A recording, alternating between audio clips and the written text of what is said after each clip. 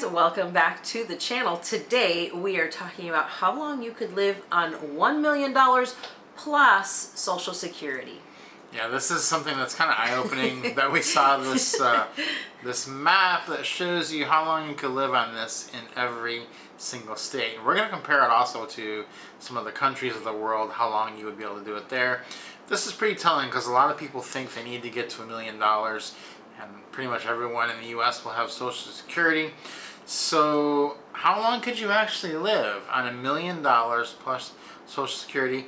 They took all the cost of living, and they divided that up, deducted how much you're going to get in Social Security, and then divided that up by how much the million would get you.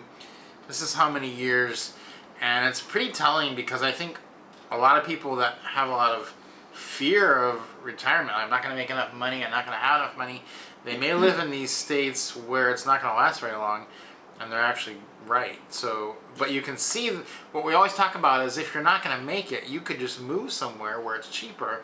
That would basically solve your problems. Now, we talk about moving overseas to Southeast Asia, but you could just move in the United States too. So let's throw the map up here.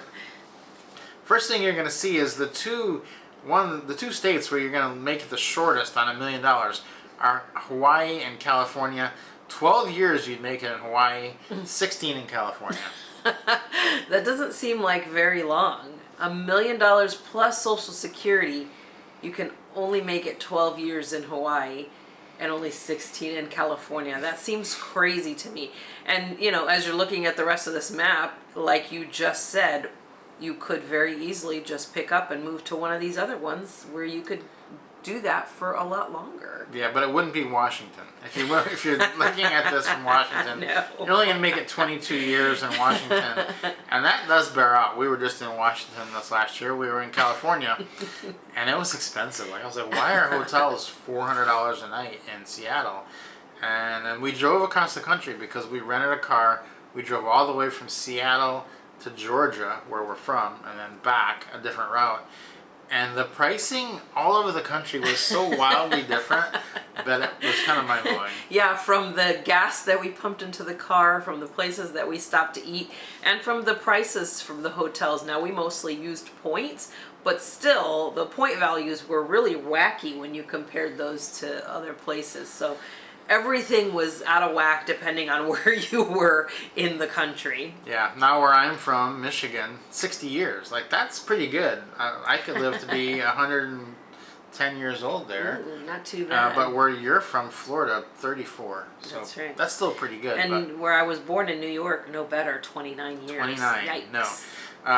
But the very best place you could live would be West Virginia. On $1 million plus Social Security, you could live for 89 years, which is kind of ridiculous. You could have quite a bit of money left over. Yeah, so I think what this shows you is that, like, you basically can choose when you want to stop working. Because when you want to stop working, if you just move to a cheaper state. Now, we always thought growing up, because we drove through Indiana a lot, that it was the cheapest state. It's actually one less than Michigan, so maybe Michigan has gotten cheaper since I left, but you could move to Kentucky, Alabama, even in Georgia, you could do pretty well at 43 years. Mm-hmm. Arkansas, Oklahoma, Louisiana, there's quite a few in there. And it is interesting because it does take into account the groceries, healthcare, housing, utilities, transportation, and even miscellaneous expenses when they calculated this. So it kind of all-encompassing, really, the cost when they calculated these. It's really quite interesting, and it is probably what you think for the most part, except with a few exceptions, like you said, like Indiana, you would think would be higher, but it's not.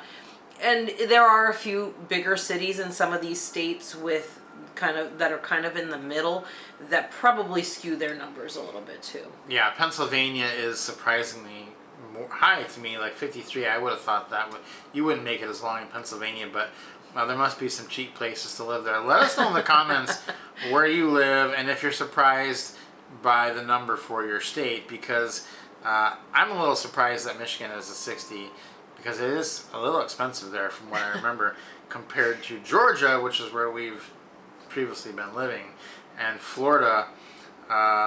Florida is known to be expensive, and yeah, that really does add up. But we're going to take this a step further, and now we're going to compare this to some of the other countries. And we were just in Vietnam last year, and kind of the wild thing was we learned how cheap everything was. We went to other countries in Southeast Asia, and we were like, oh, we're going to Vietnam. And they were all like, oh, it's so cheap there. Like, it's cheap here. I was like, what do you mean it's cheap there? It's cheap here. It's cheap here, and they're telling us it's going to be really cheap when we go there. And it was.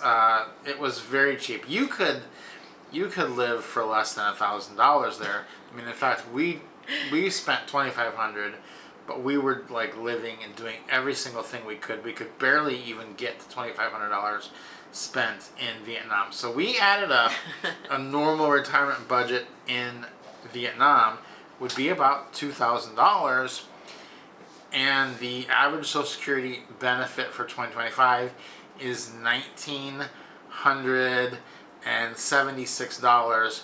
So when you do all the math like they did these other states, you would be able to live in Vietnam for 41,600 years. So that's quite a bit over the 89 of West Virginia. Maybe you could bring some friends and then pay for all of you. Yeah. And so this kind of just points to the ridiculousness of the conversation that happens a lot. Like, I have $1 million. How much longer should I keep working? You're done. You should be done. All you have to do is move. Just clock out for the last time. Like, Pack why up. on earth, unless you love your job, like, why are you in California working 20 more years at a job you don't like when you could just move to pick any of the ones in the middle? Oklahoma, 71. Mississippi, 87. You can pick any of them. Just don't go up the coast on the West Coast, or go all the way to the Northeast, and you'll be fine. Don't go to Alaska. Alaska's surprisingly expensive, and we've been there, and man, the food is really high. Yeah, we were just there actually this last year on our U.S. trip, and we went to the grocery store to buy a couple things to bring to the ship, and was really flabbergasted at the prices. Like, I knew they were going to be high, but this was exorbitantly high. I could not believe it. I honestly have no idea how people are paying for these prices. And it was like local. These weren't like in Anchorage and in Fairbanks. These were like little towns. It's really astonishing to think that people are paying those prices. It's wild to me. And what this comes down to is that most of us do not have an earning problem. We have a spending problem, and we spend more money than we make. And the way to solve that is to move somewhere where you don't have to spend as much money. It seems simple. It sounds simple when you say it out loud, but people don't do it. They struggle. They just won't move. And we were like, we're not going to do that. We're going to move because we're not making it where we are, and we could move somewhere cheaper and really have it be very easy for us. And that has turned out to be the case. And so some of you are watching this, and maybe you're in Kentucky or West Virginia or Mississippi or Arkansas, and you're saying, the number is really high, and I could be 77 years in Arkansas, but I still feel like I'm behind. Well, the number in Vietnam, as I said, is 41,600. That's how many years you could live on $1 million. So if you could live for 41,000 years on $1 million, I think you could go there with quite a bit less than $1 million. And you just have to realize that everything is relative, and that the way you feel is based on everyone around you. And when you move, you're going to feel differently. Yeah, and you could theoretically drop that number from $1 million all the way down to, say, 300,000, and you could still, your money would outlive you. Essentially, if you went to some place like Vietnam. There are so many places out there. If you're, you see the map and you see what places would be good to move to within the U.S., but when you leave the U.S., the numbers go up significantly depending on the area that you choose. And honestly, that the years go up, but also the quality in those years goes up as well. And I think people just are not aware of that part of it. Is the quality level going up is astonishing. It really is absolutely incredible, the level of life that you could have elsewhere if you just took a chance and went and did that. Yeah, people say to us all the time when they hear that we're in Southeast Asia, like, well, I don't want to go live like that.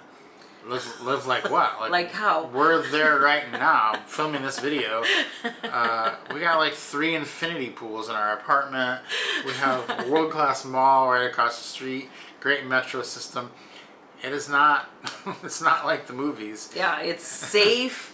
It's incredibly affordable. I mean, we're paying, I don't know, I think it's like $1.25, and I'm buying the expensive ones, paying about $1.25 for 10 eggs, fresh eggs, which is really wild. And you know, the numbers they just make sense. Yeah, it does. It really does make sense because when you take the money you've earned and you spend it in a place that's cheaper, it's going to go so much further. So this is good for people who not only think that they are never going to get enough money.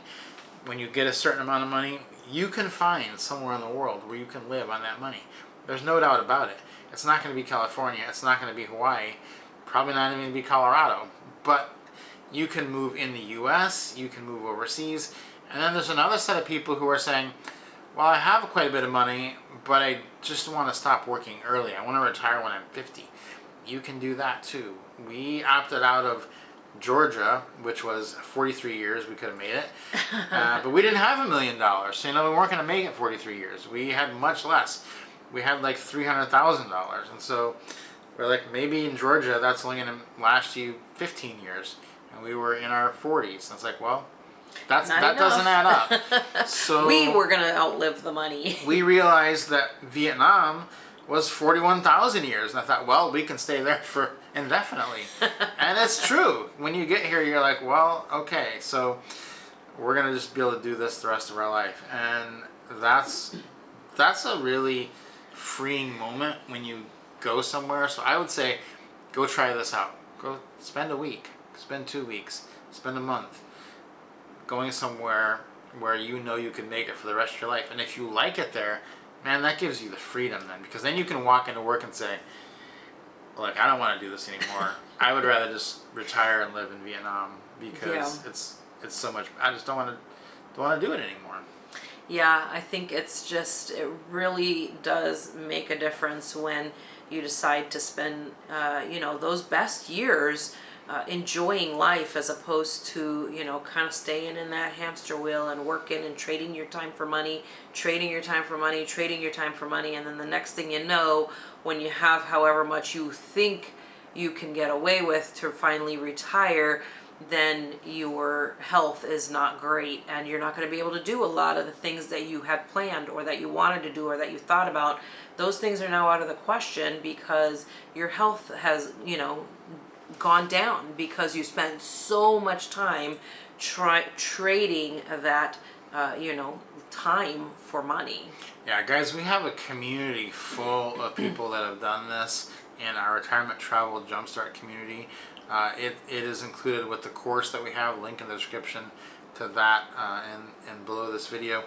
And there are tons of people in there that are living this lifestyle just like we are. And we are just all helping each other in the community. We are having meetups. We're doing group trips. A couple months from now, we're meeting up, and just gonna have a great time doing that. So if you are looking for support, you feel like no one gets you, no one understands you, there will be people in the community that do get you because they're doing the same exact thing. And so you want to surround yourself with like-minded people. If that's the case, check out that link because it is just an incredible community of people who are doing exactly what we are doing and what you may want to be doing. Yeah, guys, hopefully this was helpful to you to kind of get the thought process going and just kind of get you thinking in a little bit of a different direction. And when you start to look at the numbers, it doesn't, it doesn't make sense to stay on the path that you're on. And a lot of times we do get comments in the comment section and they're really just excuses. And just, I would encourage you, if you're thinking of something like, well, yeah, but what about, okay, that's an excuse. Honestly, those are the things that are actually stopping you from having a better life and being able to retire sooner and being able to get out there and enjoy life and use the time that you have to have great experiences and to enjoy yourself. I really do, we hope that this was helpful to you and to start that thought process. If you have questions, leave those for us down below in the comment section. If you enjoyed the video, give us a like, and we'll see you guys next time.